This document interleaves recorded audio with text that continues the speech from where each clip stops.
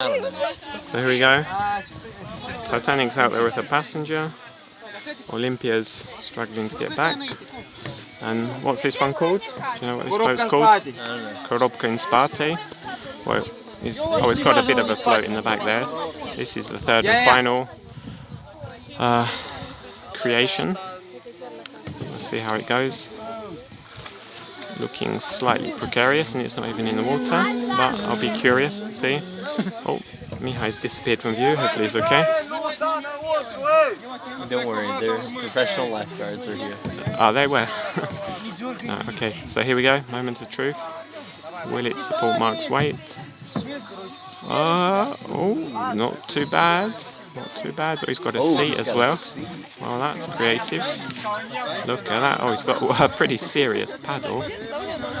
Now that's what I call a paddle. And he's off. Oh, look at that. He's away. Oh, and he's away. He's away. Oh, look at that. Boat Korobka in Spate is on its way.